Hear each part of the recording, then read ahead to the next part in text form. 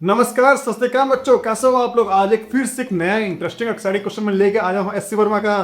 तो Newton's laws of motion में पढ़ा रहा हूँ, मैं ऑलरेडी पढ़ा चुका हूँ मैं, है ना। उसके सारे न्यूमेरिकल क्वेश्चन सॉल्व कर रहा हूँ। तो ये एक्सरसाइज का शायद क्वेश्चन नंबर 9 है, आप लोग देख लेना और मुझे इसका वीडियो पॉज करके इसका आंसर कमेंट में करके बताओ। उसके बाद अपनी मेथोडोलॉजी को मेरे मेथोडोलॉजी से मैच करो और अगर आपका आंसर सही आया तो आप बहुत अच्छा कर रहे हो, बहुत बढ़िया कर रहे हो। आप लोग पक्का IIT और नीट के लिए ही बने हो और उसका आराम से क्रैक कर लोगे। फिजिक्स में तो कोई दिक्कत नहीं आने वाली, ठीक है। तो चलो बच्चों देखते हैं। A particle of mass 0.3 kg is subjected to a force of F equal to -kx with k is equal to 15 Newton per meter. What will be its initial acceleration if it is released from a point x equal to 20 centimeter?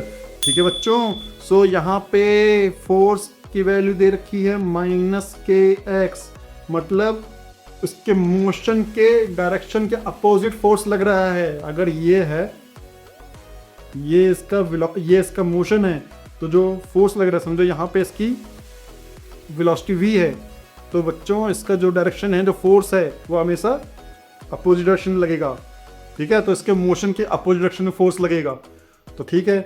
इसका मतलब है कि बच्चों एक particular initial velocity और ये initial acceleration इसके पास था। तो चलो अब इसने पूछा तो वही इसकी इनिशियल एक्सेलरेशन पूछा है। If it is released from a point x equal to 20 centimetre, ठीक है बच्चों। सो अगर x की वैल्यू 20 सेंटीमीटर रख देंगे हम, मतलब इसका जो इनिशियल रिलीज पॉइंट है वो है x इक्वल टू 20 सेंटीमीटर। तो यहाँ पे ये x है, मैं इसको व्हाइट पेन से बनाता हूँ। यहाँ पे ये 0 है, यहाँ पे 20 है, यहाँ पे 40 है, ठीक है। सो x इक्वल टू 0 पे इस पार्टिकल को रिलीज किया गया। अगर x इक्वल टू 0 पे रिलीज किया गया तो उस पर बेटा एक फोर्स, अगर इस डायरेक्शन में रिलीज किया गया है तो उस पर एक फोर्स इस डायरेक्शन में लगेगा, जो कि कितना होगा,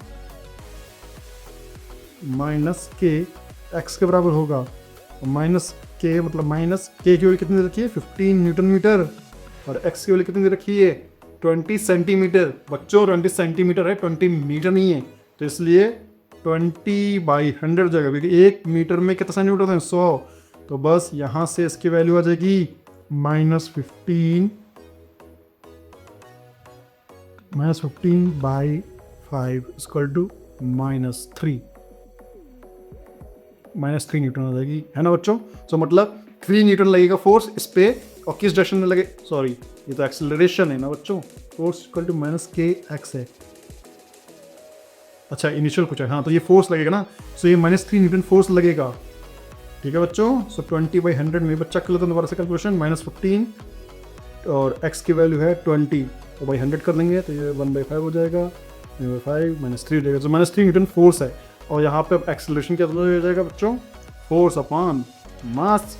फोर्स की वैल्यू क्या है, -3, और मास की वैल्यू क्या है, 0.3। तो यहाँ से कितना हो जाएगा एक्सेलरेशन, -10 मीटर पर सेकेंड स्क्वायर।